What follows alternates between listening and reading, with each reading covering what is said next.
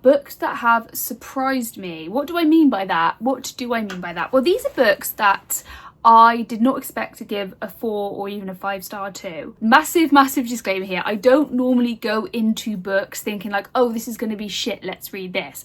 No, very rarely do I ever do that. If I do that, it's usually because, well, for content really, for here. Generally speaking, I don't choose books to read that I don't think I'm gonna like. I don't think many people do, like I said, and if they do, it's purely for content purposes. I'm gonna get into it, but before I do, I always just say my disclaimer that please be a responsible reader and check your trigger warnings with all of the books that I mention. If you are picking the book up for the first time, then please do check your trigger warnings. You have been warned.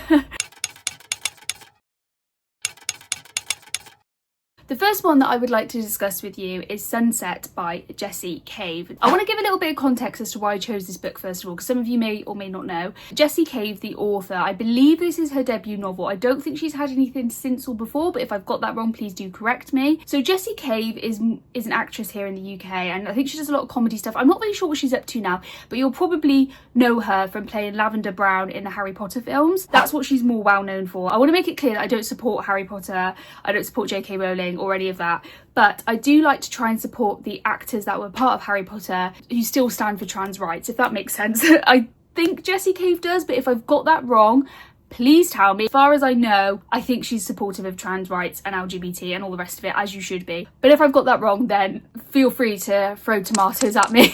I used to follow her on Instagram back when I had Instagram. She's a bit eccentric, I would say, a little bit alternative. Absolutely nothing wrong with that, but I'm just saying, like, to give you a bit of a context, I think she's quite into art and she designs her own illustrations and things like that. So I think she did actually design this front cover. Now, don't be fooled by this front cover because it looks very light and like cheery and it looks kind of cute, and that's kind of what I thought, because how she comes across on Instagram seems that way. She's quite light-hearted, like I said. She's quite, you know, she does a lot of comedy stuff, she designs a lot of kind of art and quite bright colours, and she's all about that. And so I was thinking, oh, this is going to be like a rom-com. It's not like that. It's extremely dark actually, and I was not expecting that, but I liked it. I gave it 4 stars. It's about 2 sisters, and I believe also Jessie, the author, Jessie Cave, look at me, Jessie, like I know her. Jessie Cave, the author, also has a sister. I don't think I'm spoiling this, by the way, because I'm pretty sure it's on the blurb. She and her sister go on holiday abroad, and I think they go to Spain or somewhere like that, and her sister gets into a very terrible accident and ends up dying. Well, she ends up dead, she ends up dead, and her sister witnesses this, and it's basically the aftermath of how she deals with this, and they don't have a great relationship with their parents, so she's basically more or less kind of on her own. My gosh, like, it is really dark, but also really chaotic, and also really good and like heartwarming. God, I couldn't say that. And it's how she comes to terms with this, and it's sort of like a coming of age story, because I believe it was her older sister that died. I can't quite remember. It was a while back I read this, and I just remember finishing this book and be like, I didn't expect that, like, bloody hell. Like, it was really dark, but like in a kind of good way, if that makes sense. And it really did deal with quite, I think, quite deep subject matters, but really well.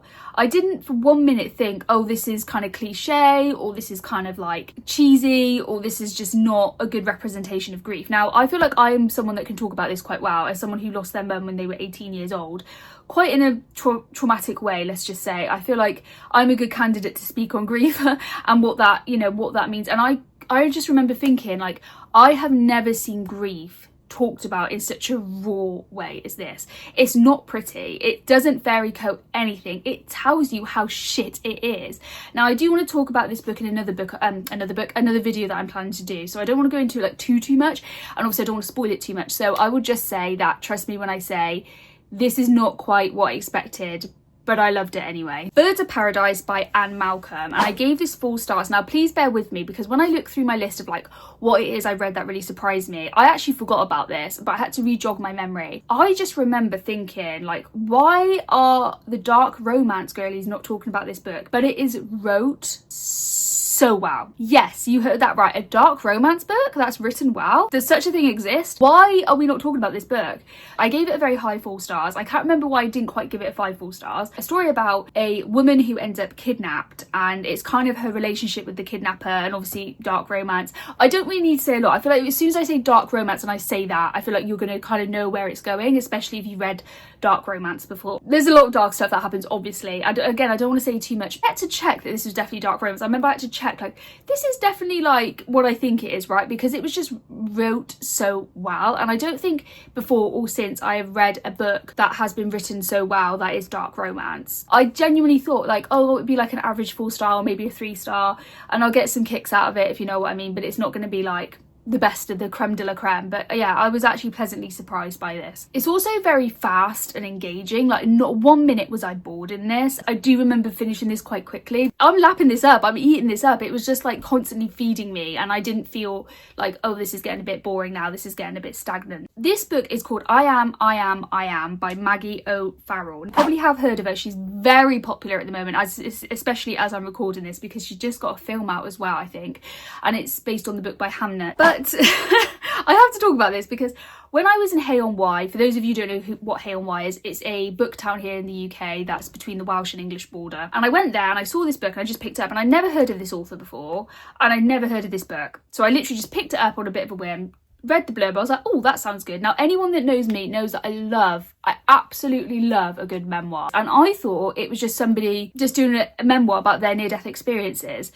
Then I read it and I realised, like, oh, she's actually kind of popular, and I didn't realise this. So anyway, she's had a very interesting life. Like, you cannot believe the stuff she has been through. And she had a lot of near-death experiences. Again, I wasn't expecting to quite like it as much as I did. And I also didn't know that she was quite a famous author. She didn't even really talk about the fact that she was an author. She talked about love. I think she talked about her love of writing and reading, but she didn't really talk about that, I don't think. I think it was only till after I read the thing and I was like, oh, I was checking it out while I was reading till I realised that she's quite a big deal. So I was like, oh, maybe that was the best way for me to go into it though. But I would recommend this if you are really into, like me, you're into your memoirs, you're into people who have led quite interesting lives. But also if you have an interest in near-death experiences, which I do, I'm quite kind of morbid like that. I do like stuff about death.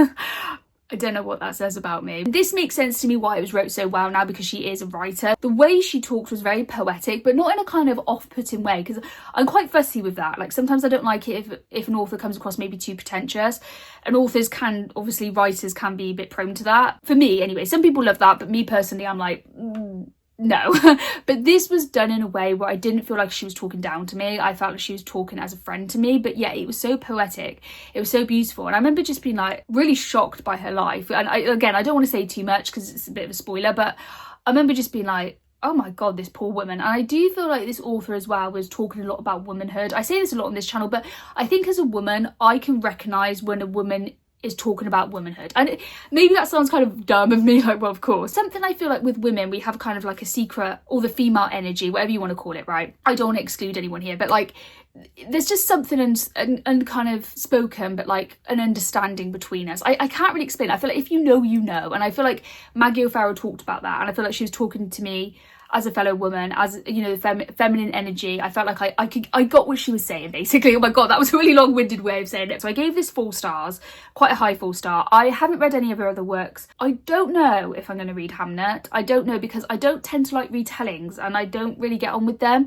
And I believe it's a retelling, but apparently it's about grief, and I do like books about grief, weirdly. So I don't know. You tell me if there's any books that you would like. You have to read this, otherwise I don't know what you do, but you know. Last but certainly not least, we have In an Instant by Suzanne Redfern. This is definitely a high 4-star for me. Again, I read this quite a while back, so bear with me. How I come across this is it was recommended through Goodreads to me, and normally I don't listen to Goodreads recommendations because they're not very good, but this is the rare time that Goodreads actually got it kind of right. So I read the blurb on this, I remember, and then I remember going, okay, I'll give it a go, and I liked it. I didn't think I would, because obviously it was a Goodreads recommendation, and like I said, normally they're not very good and I tend to ignore them, but I don't know what it was about this one. It did just kind of jump up at me, and I was like, okay, like, let's just try this. This tells the story of 16-year-old Finn. Now, Finn and her family are traveling and they get in a car accident, and she ends up tumbling around the other side of the mountain. I can't quite remember, but I think she's in kind of an in-between stage of life and death, and I can't remember if she's actually died or not. I think she might have done. I don't think this is a spoiler, by the way, because I think it does say this in the blurb. Kind of trapped between life and death either way. She can kind of see where her family are and like how they've survived and how they've carried on since she passed, or since she's gone missing, or whatever it is. And she must have died then, right? I can't remember. I have honestly read this, but it's been a while back. There's probably a theme going on here, but again, the grief was really well done. How her different family members were affected by this grief, how it changed them and how it changed their relationships and their dynamics. It's so interesting and it's so real. As someone who has gone through something of the death of a parent, doesn't always, but most of the time, unfortunately, it does change relationships and dynamics. I understood this and I got this, and it's so sad to see it from her perspective as a 16-year-old daughter, of like seeing how her family just grew apart, or they become frustrated with each other, or they blamed each other. There was a lot of blaming. There was a lot of talk about the struggle of moving on, which I've never liked that term, by the way, moving on, because I don't think you ever move on from the death of someone. I think you just learn to live with it. I don't think you ever do, at least from my experience. God, if you have moved on, then tell me your tips, because I would love to know.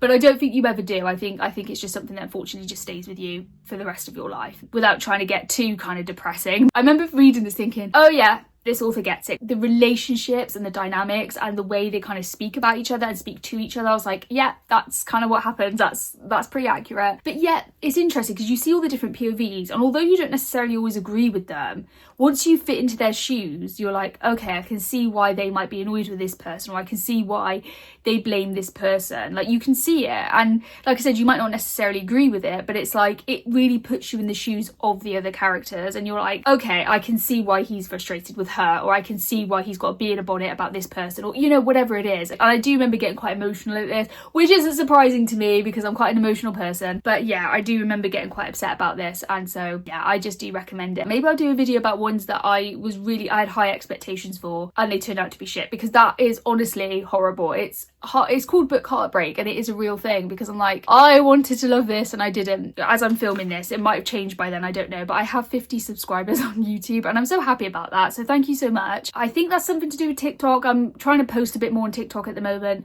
and I feel like it is working, so yeah, thank you. I do appreciate it. If you are new here, I would love it if you would like to, so I'm not going to force you, but if you would like to, please do subscribe, like my video, comment.